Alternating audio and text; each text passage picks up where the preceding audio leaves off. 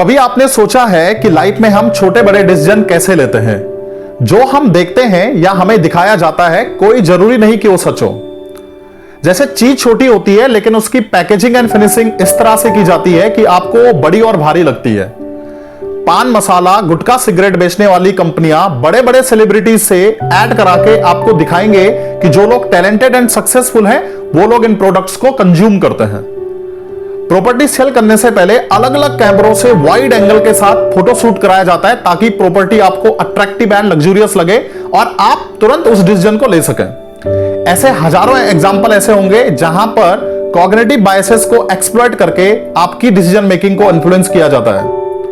आइए आज की वीडियो में हम बात करते हैं कि how do we take our decision and what is the science behind decision making. Neuroscience के हिसाब से हमारा ब्रेन मोटे तौर पर दो तरीके से काम करता है। पहला क्विक सिस्टम जो ऑटोमेटिक डिसीजन लेता है और दूसरा स्लो सिस्टम जो टाइम लगाता है और बड़ा लेजी सिस्टम है। आपको क्या लगता है, स्लो सिस्टम सही डिसीजन लेता है या क्विक सिस्टम?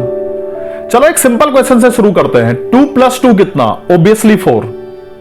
अचानक अर्थक्वेक आ जाए तो आप क्या करोगे? ऑब्वियसली घर से बाहर निकलकर कहीं खुली जगह पर जाओगे।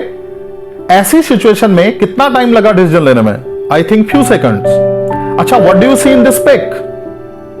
इन दो लाइंस में कौन सी बड़ी लाइन है? इस पिक में व्हील कौन सी डायरेक्शन में घूम रहा है? चलो एक बार आंसर भी देख लेते हैं।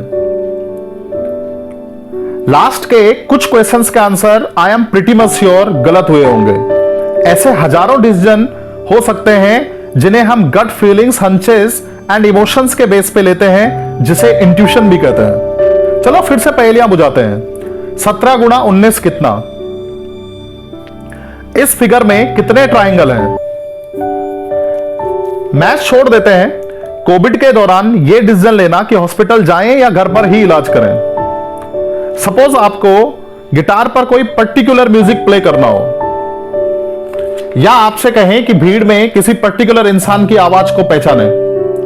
इन सब सिचुएशंस में दिमाग ऑटोमेटिक काम नहीं करता।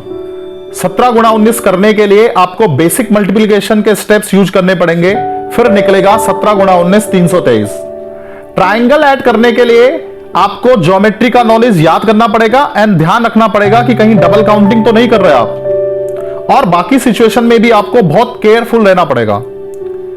And this is why it is so called analytical thinking.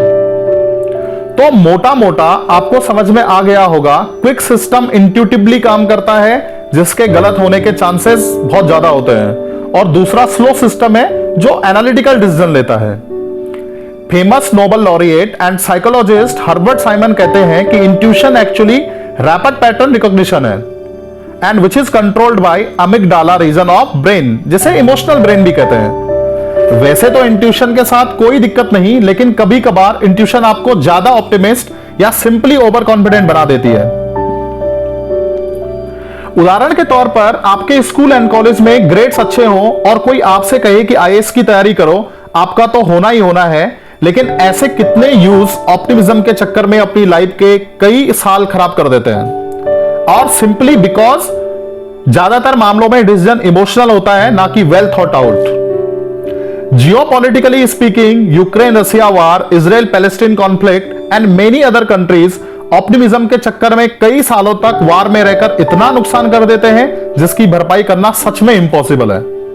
लोग कोर्ट कचहरी के चक्कर में अपनी पूरी संपत्ति लगा देते हैं, कई बार तो सिर्फ इस ऑप्टिमिज्म के साथ कि at the end of the day justice will prevail. खैर, quick system and slow system दोनों की अपनी अलग भूमिका है, इंपॉर्टेंट रोल्स हैं।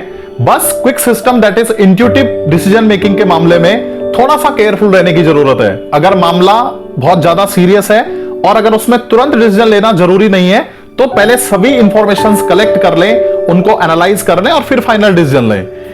यदि आपको वीडियो पसंद आती हो तो do like it, do subscribe our channel, and यदि आप चाहते हो कि हम डिसीजन मेकिंग पे और वीडियोस बनाएं तो प्लीज डू कमेंट।